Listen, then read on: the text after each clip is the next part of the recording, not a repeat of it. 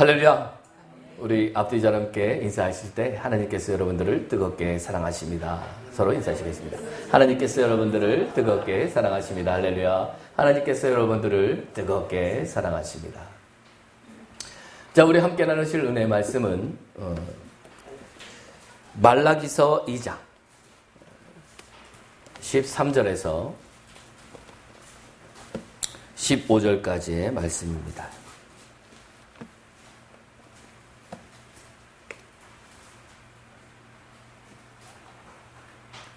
자, 말라기서 2장 13절에서 15절까지의 말씀입니다. 제가 가진 성경으로는 구약 1329면에 있습니다. 제일 끝이죠. 구약 1329면입니다. 모두 차실로 믿고 다 함께 천천히 한번 합독해 보도록 하겠습니다. 말라기서 2장 13절에서 15절 시작. 너희가 이런 물건의 하나니 온 눈물과 어둠과 다시로 여호와의 재단에 하리하도다. 그러므로 여호와께서 다시는 너희의 공원물을 돌아보지도 아니하시며 그것을 너희 손에서 불거이 받지도 아니하시거늘 너희는 이를 저지르니까 하는도다.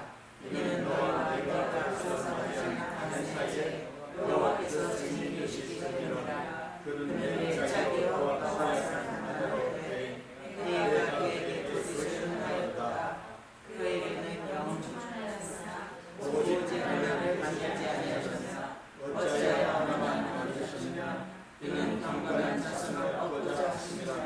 그러므로 내 신령한 생각을 지켜 어려서 맞지 않는 일에 거짓을 하지 말지니라. 아멘. 자, 오늘은 본문의 말씀을 의지해서 부모의 의무라는 제목으로 은혜의 말씀을 좀 나누도록 하겠습니다. 여러분, 방금 전에 우리가 이제 함께 기도하는 기도의 시간에 제가 우리 청년, 결혼한 청년에 대해서 이제 잠깐 언지를 좀 드렸습니다만, 청년부 때부터 오랜 시간 서로 연애를 하다가, 지금 이제 결혼을 하게 되었어요. 그런데 그 청년이요, 연애를 그렇게 길게 했으면 사실 결혼식이 별로 그렇게 안 떨릴 법도 한데, 혼자서 계속 가슴을 쓸어내리면서, 왜 이렇게 손님들을 맞이하지 않습니까? 그럼 이제 손님들이 지나갈 때는, 막 이렇게 안수하고, 인사하고 그래요. 그런데 손님들이 딱 지나가면 옆에서 계속, 이러면서 한숨을 계속 쉬는 거예요. 그러니까 이제 긴장된 거죠. 엄청나게 긴장이 된 겁니다. 그런데, 여러분, 그 청년을 제가 보면서 무슨 생각이 드냐면요. 우리 주님도 신부를 맞이하는, 거룩한 신부를 맞이하는 그런 모습이 저렇게 우리를 이 떨리는 마음으로, 사랑하는 마음으로 기다리지 않으실까? 여러분, 그 신부가 입장을 하는데 2층에서 엘리베이터를 타고 내려와요. 이렇게 꽃단장 되어 있는 엘리베이터를 타고 나오는데, 아니, 엘리베이터가 한참 내려와요. 천천히 이제 내려오는 거죠. 이렇게 꽃을 들고, 이렇게 아름다운 모습으로 내려오는데, 신랑이요, 앉아가지고, 제가 이렇게 보니까, 제가 그 민재라는 친구를 원체 오래 봤지 않습니까? 그러니까, 그렇게 긴장한 걸 처음 봤어요. 근데, 그 십몇 년을 기다려놓고, 그 5분도 막 긴 거죠. 그런데 여러분, 제가 거기서 주님의 마음을 발견했어요. 여러분, 하나님께서 영이 충만하신데 왜 하나만 만드셨습니까? 자, 제가 이 성경을 모를 때, 어린 신앙인일 때 궁금한 게 하나 있었습니다. 창세기를 읽는데 하나님께서 이 아담은 흙으로 빚으셔서 직접 만드셨잖아요. 그런데 하와는 어떻게 하셨습니까? 아담을 재우고 옆구리를 가르고 거기서 갈비뼈를 또 취해가지고 그 갈비뼈로 또 만들고, 아니 굳이 그렇게 복잡하게 안 하셔도 되잖아요. 여러분, 하나님께서는 뭘로 다 세상을 창조하실 수 있습니까? 말씀으로. 그런데 유일하게 사람만 손이 많이 가셨죠. 그죠? 그리고 여러분, 지금 말라기가 무슨 얘기를 하고 있습니까? 여러분, 영이 충만하신데 왜 굳이 그렇게 두 사람, 아담도 만들고 하와도 만들지 않고 하나를 만든 다음에 거기서 끄집어냈겠느냐, 이렇게 말씀하시는 거죠. 그렇죠? 여러분 이거의 답을 알고 계시나요? 영이 충만하셨는데 굳이 왜 아담만 만드시고 그 아담 안에서 갈비뼈를 하나를 취하셔서 그것으로 아내인 하와를 만드셨는가? 여기 왜 그렇다고 써 있습니까? 경건한 자손을 얻으려고. 그러니까 여러분 교회, 이제 우리가 그리스도의 몸인 교회들은 그리스도의 한 정결한 처녀로, 바울이 고린도후서 11장 2절에 보면 너희를 한 그리스도의 정결한 처녀로 누구한테 중매코자? 그 예수 그리스도께 중매코자 합니다. 이렇게 얘기하죠. 그럼 중매받아서 마음에 들면 어떻게 되는 겁니까? 그렇죠. 여러분 결혼하시는 거예요. 누구하고요? 예수님하고요. 여러분 주님이 저와 여러분들을 부르신 목적은 단순하게 예수 믿고 천당 보내는 것이 아니고 여러분 이 땅에서 그 신부감을 찾으러 오신 그 예수 그리스도의 마음을 얘기하는 것입니다. 그래서 여러분 요한복음 3장 29절 한번 보시죠.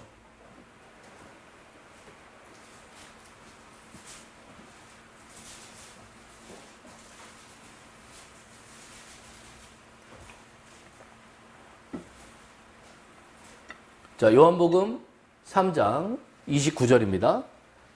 천천히 한번 합독해 보겠습니다. 시작.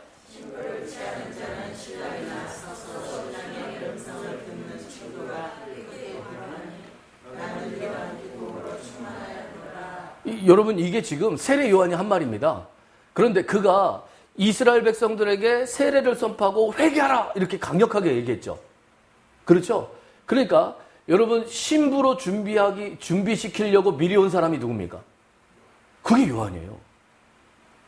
그럼 이제 여러분 그 신부들이 원래 그 시집 가기 전에 결혼식을 하기 전에 뭐부터 하나요? 단장을 하죠.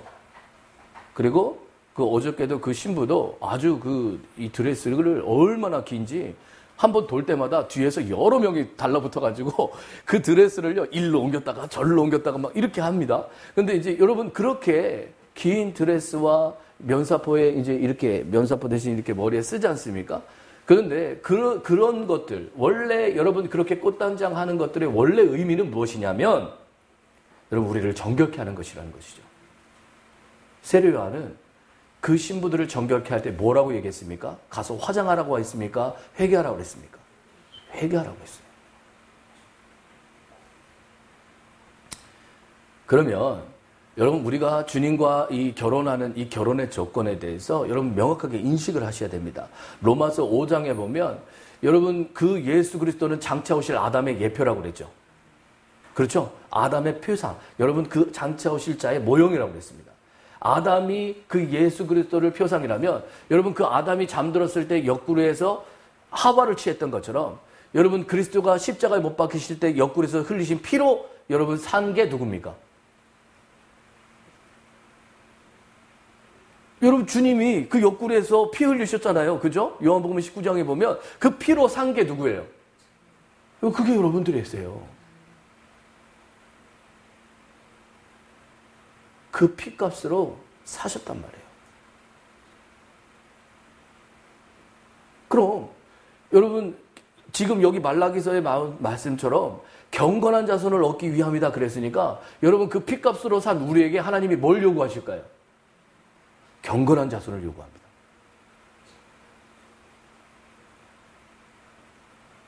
자, 그런데 여러분 우리에게 큰 문제가 있습니다. 자, 결혼식을 하는 것에 대해서는 마음을 두고 또 그렇게 하기 위해서 여러분 우리는 너무나도 자연스럽게 나이가 차서 연애를 하고 자기가 본능적으로 끌리는 어떤 사람을 선택해서 그 선택한 그 사람과 결혼을 해서 결혼식을 하지 않습니까? 그리고 그와 결혼 생활을 하죠. 그런데 여러분 그렇게 자연스럽게 결혼식을 하고 결혼 생활을 하면서 그 결혼식 안에 하나님의 요구가 있다라는 생각을 해보는 사람은 지극히 드뭅니다. 과연 하나님이 원하는 남편은 뭐지? 과연 하나님이 원하는 아내는 뭐지? 또 그 가운데서 이루어가야 할 가정은 무엇이지? 어떻게 이루어가는 것이지? 이런 질문을 던지면서 주님 앞에 나가는 사람이 지극히 드물다는 거예요. 그러니까 말씀을 열심히 들었는데 하나님이 무엇 때문에 나에게 결혼식을 허락하시고 그 결혼을 통해서 무엇을 요구하고 계시는지 아는 사람은 너무나도 희소하다는 것이죠. 그런데 여러분, 하나님은 우리에게 무엇을 원하십니까? 에베소서 5장 한번 보실까요? 28절에서 29절입니다.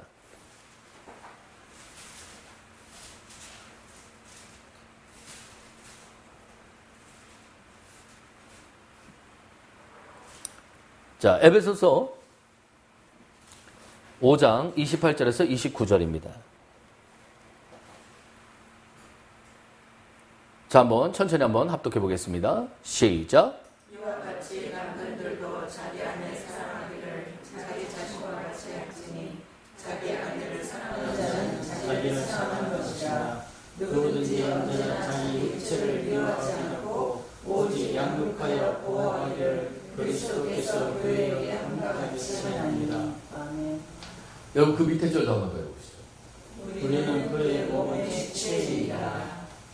지금 여러분, 결국은 우리는 그 몸의 지체로서 한 몸 되는 과정을 지금 겪으려고 결혼을 시켰다는 거예요, 하나님께서. 그렇죠? 결국은 지체가 되는 법을 가르친다는 거예요. 그런데 여러분, 하나님께서 남편들에게 요구한 것이 무엇입니까? 열심히 돈 벌어다가 가족들 부양하고 애들 교육시키고 그렇게 하라고 하셨습니까? 아니면 그리스도께서 교회를 사랑하신 것처럼 아내를 사랑하고 말씀하셨습니다. 여러분, 바른 남편의 상이, 여러분, 남편이란 게 무엇이지? 라고 질문하면 여러분 지금 답이 있습니까? 없습니까? 여기 있어요. 남편의 역할은 내 자식을 먹이고 내 아내를 부양하는 것이 아니고 그리스도께서 교회를 사랑한 것 같이 내 아내를 사랑하시는 거예요. 자, 그런데 여러분, 아내를 사랑하려고 보니까 내 힘 갖고는요, 안 돼요. 여러분, 주님은 그 교회를 얻기 위해서 어떻게 사랑하셨습니까? 죽기까지 사랑하셨는데 나는 안 죽어지는 거예요. 여러분, 언제 주님과 동행하실 수 있을까요? 이 말을 지키실 거예요. 여러분, 하나님의 말씀을 정말로 지키시려고 하나님 앞에서 몸부림치실 때 여러분, 단 하루도 주님과 동행하지 않고는 하나님의 말씀을 지킬 수 없는 나 자신을 발견하게 되실 겁니다. 저는 이 말씀 때문에 오랜 세월 이 고통을 겪은 사람입니다. 어느 날 하나님께서 저를 성경을 열어주셨는데 성경이 무슨 뜻인지 알고 보니까 제가 성경의 기준대로 사는 게 하나도 없는 거예요.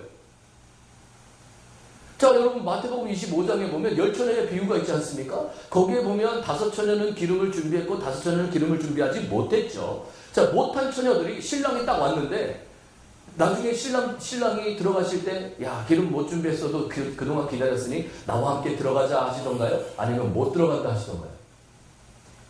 못 들어간다 하셨어요.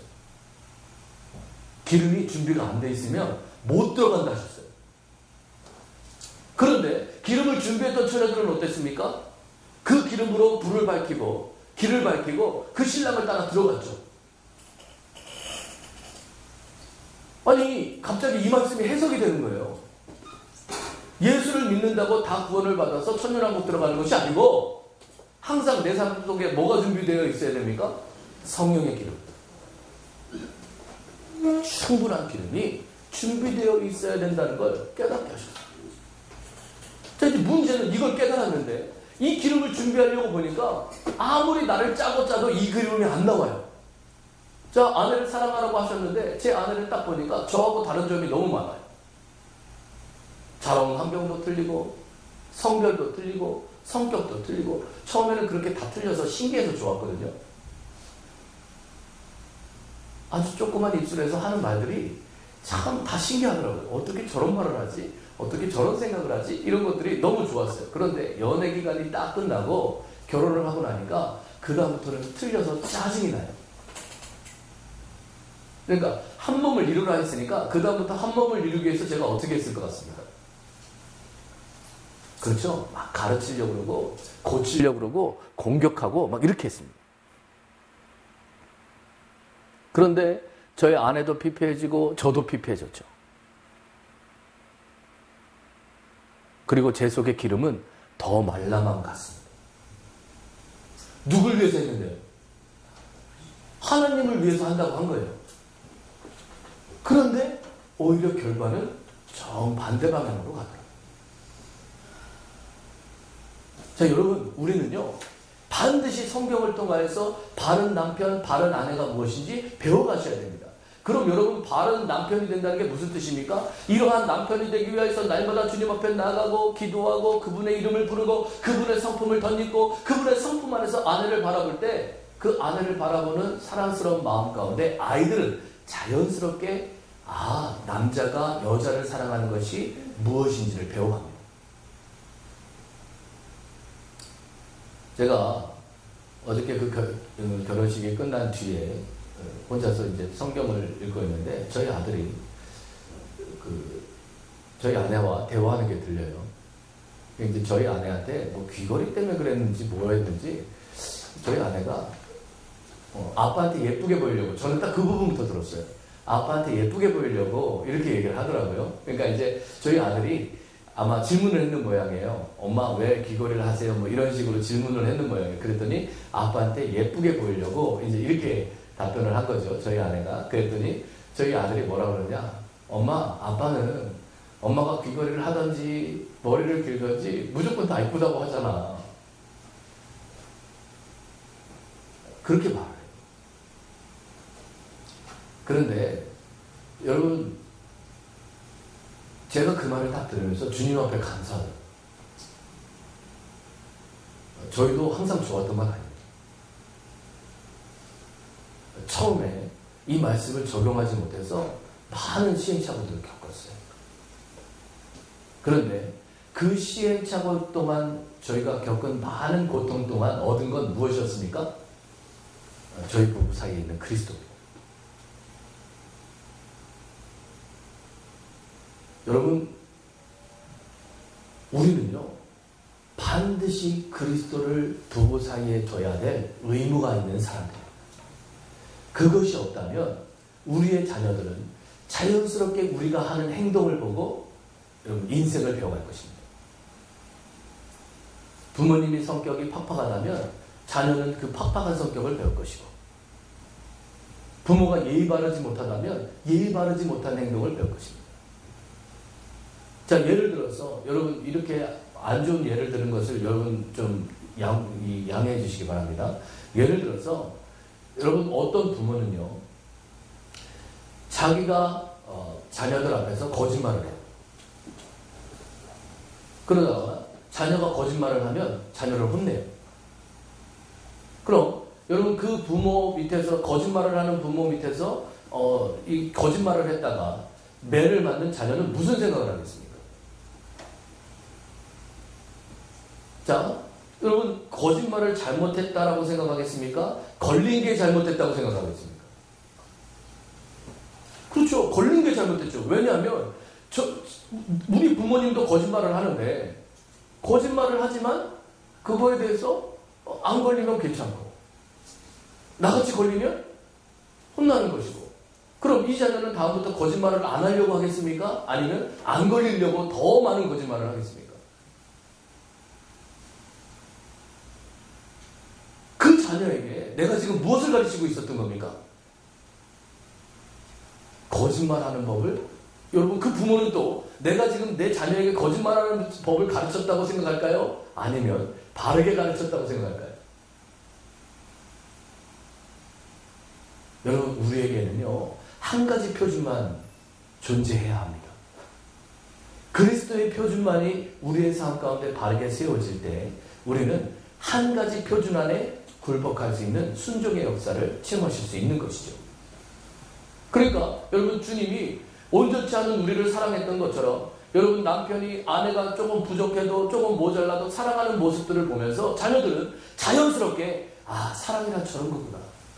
조금 온전치 않고 부족해도 감싸주고 높여주고 사랑해주는 것이, 그것이 바른 사랑이구나 라고 깨닫는 것이죠. 제가 그 자녀들을 키우면서 참 성경을 많이 깨닫습니다. 저희 아들이요, 얼마 전에 이런 말을 해요. 저희 딸이 이제 요즘에 입이 터져가지고요, 아주 이렇게 그 6살짜리가 하는 말이라고는 이게 생각이 안 될 만큼 이게 조금 수준 높은 말들을 조금씩 해요. 그러면 저희 아들이요, 갑자기 이렇게 가만히 듣고 있다가 이런 얘기를 합니다. 얘가 날 닮아서 똑똑하네, 이래요. 그러니까 지 동생이 누굴 닮았다고 생각하냐면 자기를 닮아서 똑똑하대요. 그런데 자기와 다투고 싸울 때는요, 막 어디다 갖다 버릴 것 같이 공격을 합니다. 그러니까 단물은 취하고 쓴물은 버리려고 해요.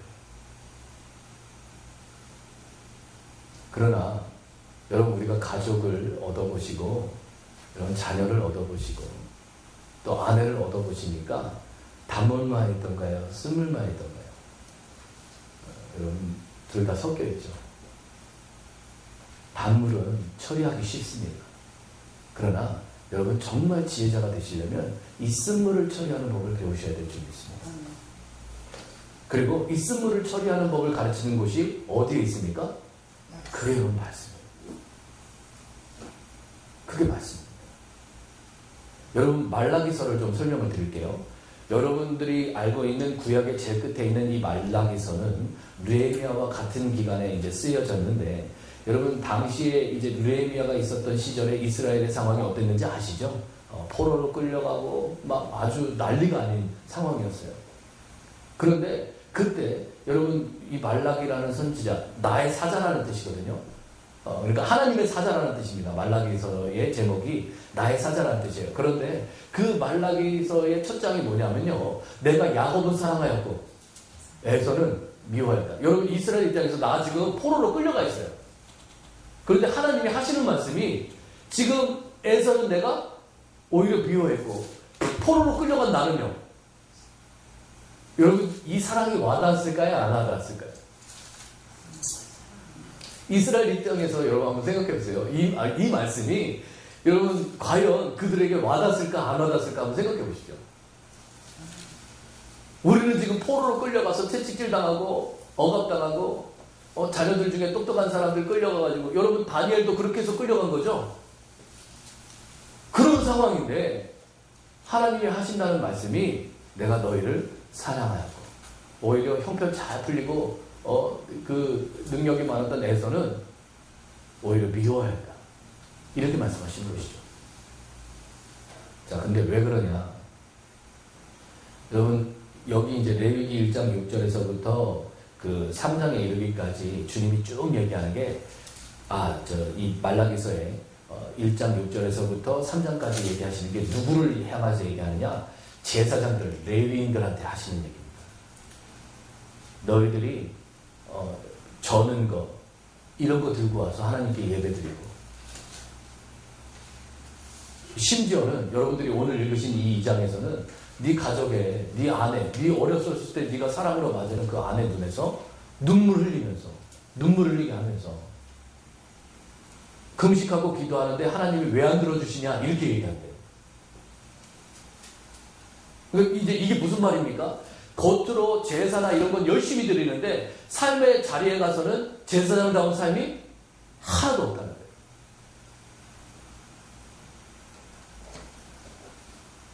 그 얘기를 하는 게 지금 말라기서입니다. 결국은 여러분, 말라기서를 기점으로 400년 동안 선지자가 안 옵니다. 하나님께서 왜 선지자를 끊어버립니까? 제사장이 없어서요? 아닙니다. 제사장은 있어요. 그런데 하나님이 원하시는 제사장이 없는 것이죠. 합한 삶을 살지 않아요. 바꾸려고도 하지 않고, 자기의 완악함을 회개하지도 않고, 돌이킬 생각도 없고, 여전히 예수 믿으면 구원받는다는 착각 속에 살아갑니다. 거기 2장 17절 한번 보실까요?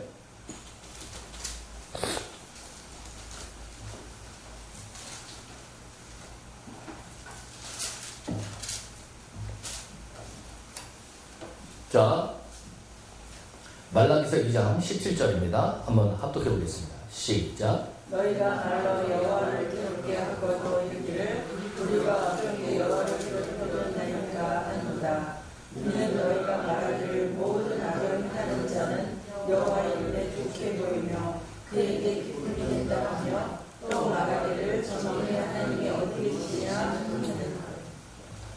이게 무슨 말이냐면요. 예수 믿고 구원받는다는 말만 해주고 악한 행실을 안 바꾸는데도 다 천국 갈 거라고 가르친다는 거예요. 그러니까 하나님 귀가 왜 괴로워요? 이런 설교들 때문에 괴롭대요.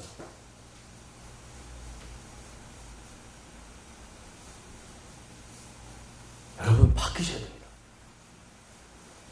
말씀 앞에서 여러분 하루하루를 주님께 점검받는 하나님과 동행하는 삶이 되셔야 합니다. 그분의 필요성을 느끼셔야 되고 여러분 그것을 위해서 몸부림칠 줄 아는 저와 여러분들이 되셔야 됩니다.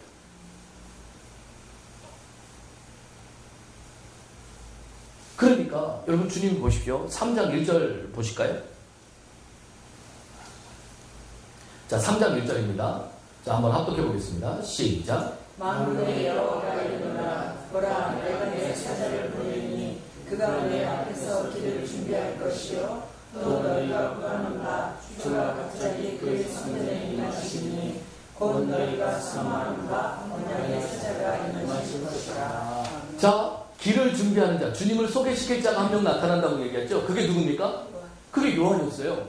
그러니까 요한은 여러분 준비될 신분을 뭘로 단장시켰습니까? 회개하라. 여러분 요한이 살살 말했습니까? 세게 말했습니까? 독사이 자식들하고 이렇게 얘기했어요. 그리고 그 요한 뒤에 오실 그 주님, 첫 번째 오실 주님은 언약의 사자로 오신대요. 하나님이 약속을 지키실, 그 약속을 성취하실 언약의 사자로 온다고 얘기합니다. 자, 그런데 두 번째 오심은 어떻습니까? 말라기서 4장 한번 보시죠.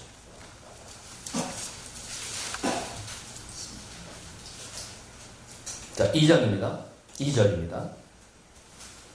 1, 2절 같이 읽으시는 게 좋겠네요. 말라기서 4장 1, 2절입니다. 자, 한번 합독해 보겠습니다. 시작. 만군의 여호와가 이르노라. 보라, 영광과 불같은 날이 이르니 교만한 자와 악을 하는 자는 다 주가 이르질 것이라. 그 이르는 날에 그를 생사 그 뿌리와 가지를 남기지 않을 것이거든. 내 이름을 경외하는 너희에게는 공의로가 떠올라 치료하는 광선을 비추리니 너희가 나가서 외양간에서 나와 송아지 같이 뜨리라. 아멘. 자, 여러분 우리가 그리스도의 연단을 통하여서 금이 되고 은이 되고 여러분 보석이 되어진다면 이 불을 견딜 수 있을까요? 없을까요? 있죠. 새 예루살렘 성을 이루는 모든 것들은 보석의 성분입니다. 그리고 그 보석은 어디서 나옵니까?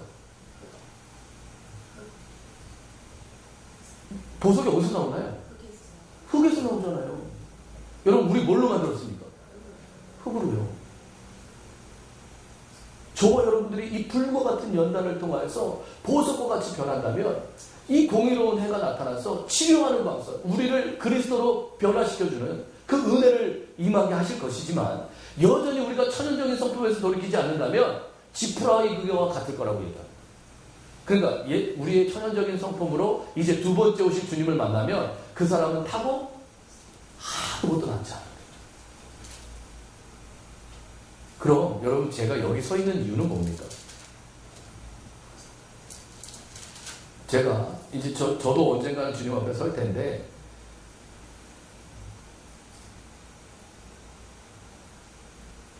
제가 여기 서 있는 이유는 여러분들의 비율을 맞추려고 하나님이 저를 세운 게 아니고요. 여러분 하나님의 비율을 맞출 수 있는 살아있는 그리스도의 백성들을 세우라고 말씀 선포자로 저를 여기다 쏘신 거예요.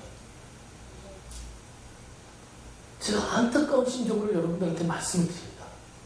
여러분 생활 속에서 하나님과 동행하시는 법을 배우셔야 돼요. 정말 배우셔야 돼요. 그게 아니라면 여러분 땅을 치고 후회할 날이 옵니다. 그걸 준비하는 마음으로 여러분 하루하루를 사는 것이 그것이 부모의 의무예요. 여러분 내 마음 갖고는 내 자식을 세울 수가 없지 않습니까? 아무리 우리의 지혜를 따라서 우리의 노력을 따라서 지혜를 부어서 여러분 자식을 세워보십시오. 그 자녀가 자라서 여러분 우리의 마음을 알아줍니까? 그러나 여러분 이 예수 그리스도의 생명이 흘러가게 하고 이 거룩함 가운데서 무엇이 진짜 사랑인지 보여주고 여러분 거기 그 에베소서 5장에 보시면 아내들아 남편에게 순종하기를 죽게 하듯 하라. 그럼 여러분 자녀들이 때로는 우리 어머니가 아버지가 이해가 되지 않아도 아버지가 바르지 않아도 죽게 하듯 순종하는 모습을 보이면 그 아이들은요 하나님 앞에 불순종하던 아이들이 순종이 뭔지 배워갑니다.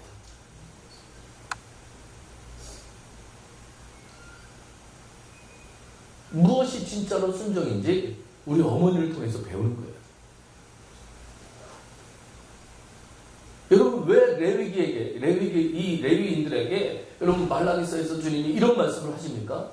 너희가 마땅히 이 경건한 자손을 얻기 위해서 내가 결혼을 허락했는데 네가 겉으로만 예배하는 삶을 살고 네 삶 속에 들어가서 진짜로 참된 예배의 삶, 나와 동행하는 삶, 그런 삶을 살지 않으면서 내가 네 기도를 들어주지 않는다고 어찌하옵니까? 이렇게 묻냐? 이렇게 말씀하시는 거예요.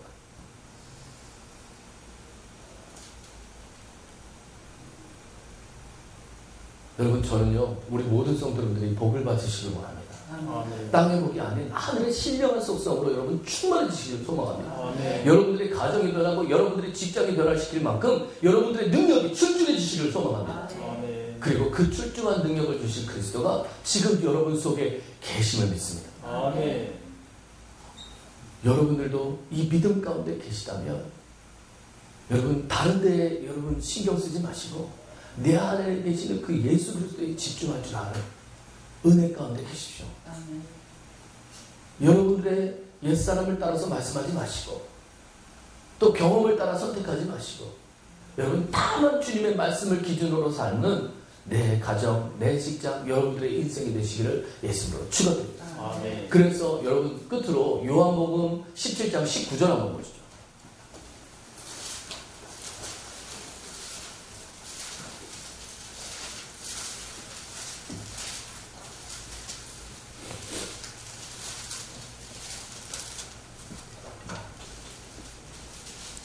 요한복음 17장 19절입니다. 다 함께 천천히 한번 합독해 보겠습니다. 시작. 또 그들을 위하여 내가 나를 거룩하게 하오니 이는 그들도 진리로 거룩함을 얻게 하려니이다. 자, 여러분 원래 주님은 거룩하시죠. 그런데 여러분 이 구절에서 주님이 뭐라고 말씀하십니까? 제자들을 위해서 나 자신을 또 거룩하게 분별하셨다. 그분은 거룩 자체이고 그분은 거룩한 성품을 타고나셨음에도 불구하고 나를 또 거룩하게 분별했다는 게 무슨 말입니까? 내가 할 수 있는 것을 참아요. 왜냐하면 제자들이 어리니까요. 내가 하는 이 행동이 제자들에게 어떤 영향을 미칠지 끊임없이 분별하고 분별했다는 뜻입니다. 그것을 돌아보는 삶을 사셨대요. 그렇다면 여러분 우리가 이 거룩한 부모의 의무를 받은 우리가 하루하루를 주님 앞에서 어떻게 살아야 될지 여러분 돌아볼 줄 아는 은혜가 있으셔야 될 줄 믿습니다. 어떤 부모님은요 이런 말씀을 하세요. 나는 친구 같은 부모가 되기를 원한다. 자녀에게 친구 같은 부모가 되기를 원한다. 여러분 이제 이게 얼추 들으면 좋은 말씀이세요. 그리고 여러분 어느 정도는 그렇게 지내시는 것도 좋습니다. 그러나 여러분 사실은요 우리 자녀들에게는 훈계가 필요하죠. 성경도 훈계가 필요하다고 얘기합니까? 필요 없다고 얘기합니까? 필요하다고 그래요. 왜 그렇습니까? 왜 여러분 자녀들을 훈계해야 되나요? 그냥 살살살 사랑해주면 안 되나요? 여러분 바르지 않기 때문이에요. 우리의 자녀들이 마땅한 말은 힘들어하고 성경적이고 바른 것들은 힘들어하고 오히려 안 좋은 것들은 너무 쉽게 하기 때문입니다. 그래서 자녀들을 훈육하셔야 된다는 거예요. 그런데 부모님이 친구 같아요. 그럼 여러분 친구의 말을 들어요? 여러분 친구 같은 부모의 말을 듣겠습니까? 자녀들이요? 여러분 왜 주님 자신을 먼저 거룩하게 분별하셨습니까? 거룩함의 본을 보이신 거예요. 여러분 그 본으로 사는 모습을 자녀들은 교훈 삼습니다. 여러분 우리의 부모의 의무는 마땅히 행할 바를 입술로 가르치는 자들이 아니라 여러분 그리스도 안에서 삶으로 흘러내야 될 하나님의 사명을 받은 사람들임을 우리 모두가 잊지 않아야 될 줄 믿습니다. 이 길을 가는 저와 여러분들 되시기를 예수님으로 축원합니다. 기도하시겠습니다.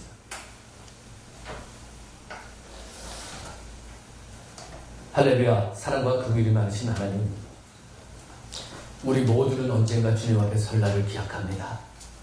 그때를 준비할 줄 아는 지혜자들 되게 하여 주시옵시고, 옛날 선지자 그 에녹과 같이 날마다 주님과 동행함으로 하나님 앞에 승천되어지는 귀하고 복된 저와 우리 모든 성도 여러분들 될 수 있도록 축복하시고 인도하여 주시옵소서. 입술로만 주여줘야 하는 것이 아니라 이 땅에서부터 천국의 삶을 살며 주님과 연합된 삶을 살아 거룩한 자녀들이 우리의 열매가 되어지는 귀하고 복된 우리 모든 성도 여러분들의 가정이 될 수 있도록 주님 축복하시고 새롭게 하여 주시옵소서. 우리를 사랑하시는 주님 앞에 감사드리오며 이 모든 말씀 살아셔서 역사하시는 우리 구주 예수 그리스도에 받들어 감사하며 기도를 드렸사옵나이다. 아멘. 다 함께 우리 찬송가 436장 찬양 드리며 기도하는 시간 갖도록 하겠습니다.